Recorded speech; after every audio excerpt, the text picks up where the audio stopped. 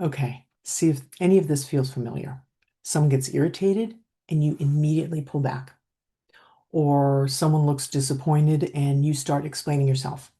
Or someone goes quiet and you feel you have to rush in to fix it.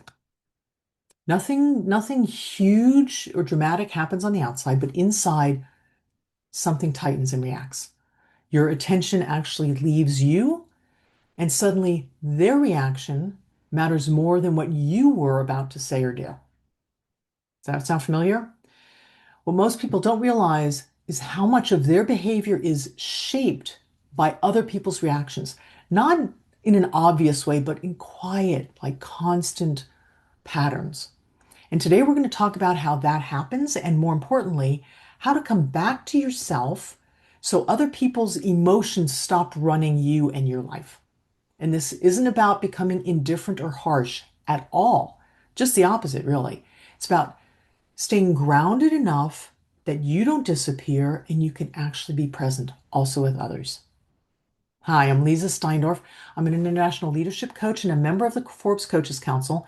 And for decades, I've helped people around the world to think more clearly, trust themselves, and stay in their integrity, especially in moments where things get tough.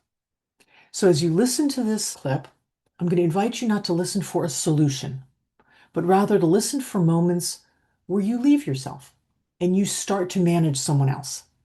Because that noticing alone, that's part of the work. Okay? And if this kind of practical guidance is useful to you, you are welcome to subscribe.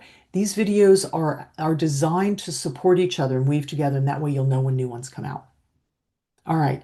So let's talk about I'm going to say a quiet pattern that most people miss because it doesn't look dramatic. It's not super obvious. It's you softening your truth, or maybe not saying everything you wanted to say, or not holding that boundary that you've promised yourself you're going to set. You adjust your plans, or you become agreeable, right? You make yourself somehow smaller. And you do all of that in order to avoid someone else's discomfort. If you take a moment to think about it, I think you're going to find that happens more often than you think it does. And because it's quiet and we learned it over time, we didn't learn it in a school book or in a training.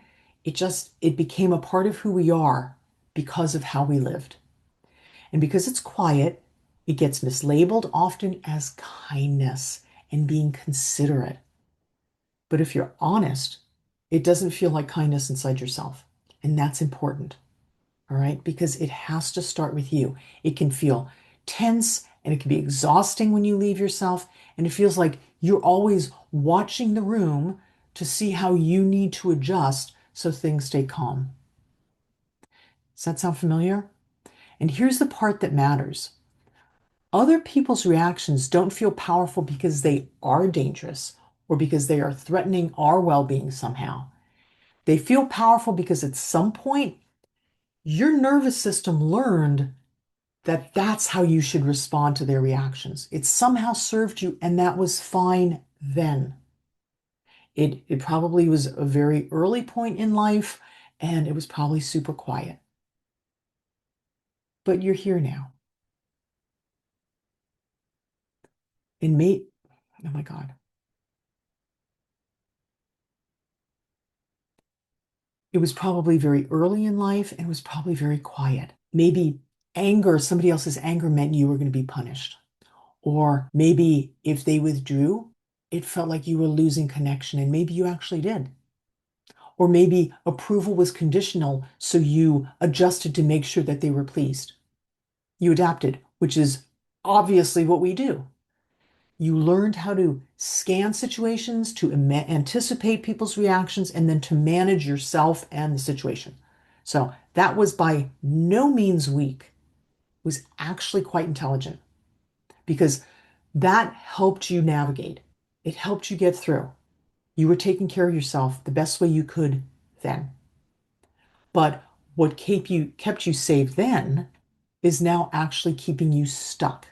And we label it as niceness or as consideration or as being agreeable when we end up being the ones that suffer. So notice when you leave yourself. There's actually a moment when it happens. And you can bring that into your awareness.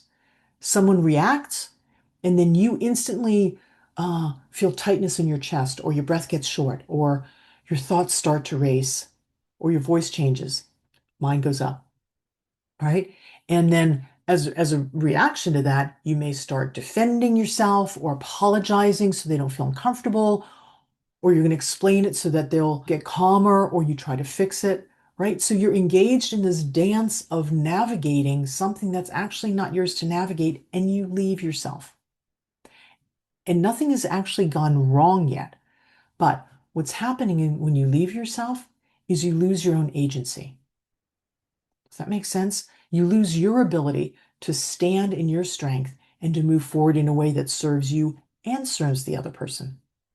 So when somebody else reacts that way and your mind fills in the story super fast, they're upset, I did something wrong, they're disappointed, I need to fix this, or they're uncomfortable, I should redirect or make something happen.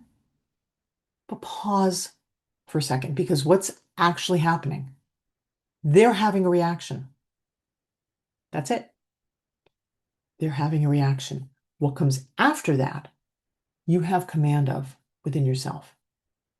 Everything after the reaction is meaning that your system learned to add to those reactions. Doesn't mean they're wrong, just means there's a pattern. And when you can see that difference, even briefly, then something loosens, right? Nothing has happened. They're having a reaction. So when you can stay comfortable, or I'm going to say at least at ease, when somebody else's discomfort arises, whew, that's powerful. That's a pivot point, because other people's reactions trigger urgency because your body learned you're in danger and you have to do something. And what I'm inviting you to do is decouple that reaction, because somebody else having a reaction means nothing about what you need to do at all. The discomfort is real, but it's not a threat. You may not like other people to be upset. I certainly don't. You would like them to be calm and have a good conversation. I know I do. But you don't have to fix it, and you don't have to be nice or be play kindness in order to make sure they feel comfortable. You can stay in your center. Let your breath drop. Let the sensation come and then let it go. Right? You can remain present with yourself. And each time you do that, you're retraining your neurology, and your system begins to learn, discomfort doesn't equal danger. Someone's upset doesn't mean I'm threatened. You can retrain that. And that's how the pattern starts to unwind.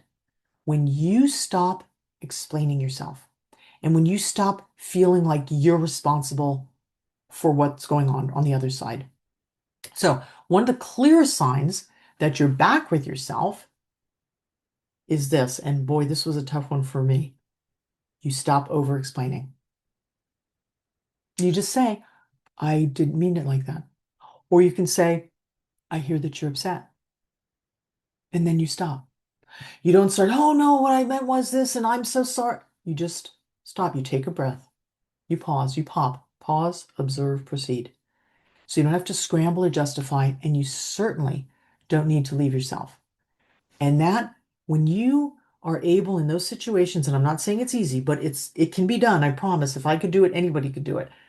In those situations, when you can stay grounded in yourself, even if the other person doesn't like it, boy, that regulates your system. And when you're regulated, other people respond to that regulation, to that stability.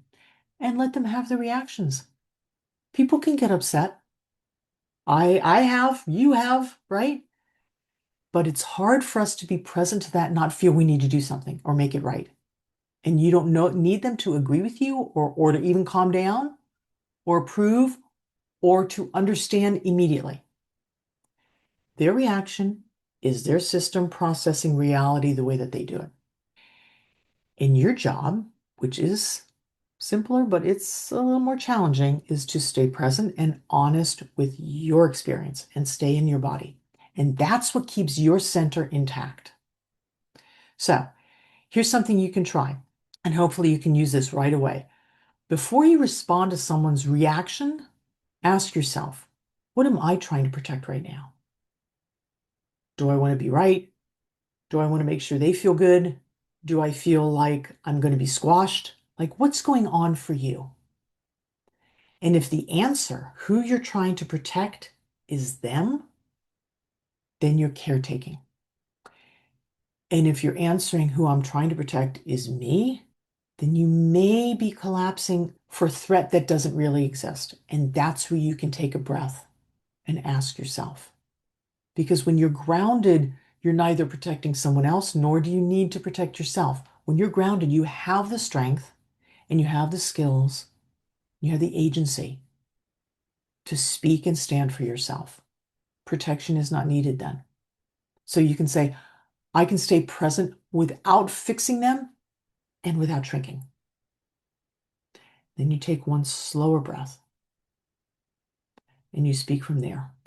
And there are times where maybe you want to leave the conversation, but you do not have to become overly nice and overly kind and overly considerate in order to feel regulated again. Just come to your center. Okay? So before we close, I'd like to offer you something to try out. Think of a recent moment, perhaps, where someone reacted and you felt that shift. Work, private, social, whatever it is. And now notice, what did you feel first? Like, bring that into awareness. What happened in your body, if you can recall that? And what story did your mind add? Usually after the fact, it's easier to recognize, oh, I thought that they were XYZ, or man, it's because I always 1, 2, 3. Then you can ask yourself, what would it have been like in that situation if I just stayed within my own experience, within my own sensations, and not in that story? If I hadn't spiraled. And you don't need to redo the moment, it's gone. But to start not analyzing, becoming aware of what your pattern is. What does it feel like to separate those out? What's the story that's going on? And what's going on physically for me when I'm grounded? And that's the beginning of real freedom. It's amazing. And it's a process, so be gentle with yourself. Okay? So when you stop organizing your life, I'm going to say, around other people's reactions, you get your attention back. You get your voice back. And you're in a place where you can make your own choices. You're not dependent on somebody else's responses or reactions. You stop walking on those emotional eggshells or trying to manage or be responsible for what isn't yours. And you stop disappearing. So, really slowly and steadily, you can start living from your center again, or begin there if you've never operated from your center. You can learn that, and not from a hard place and not from being detached, but being present to yourself so that you can be present to someone else. And if you want to stay more grounded and act from clarity, even when other people have these huge reactions, then keep working with this. It's a practice. And if this kind of practical guidance is useful to you, please go ahead and subscribe. You can share it with other people. These teachings, they're designed to support one another, so that way you'll know when new ones come out. And if you want to go deeper or you need my support, you're always welcome to reach out to me at leezasteindorf.com. Thank you. Be well.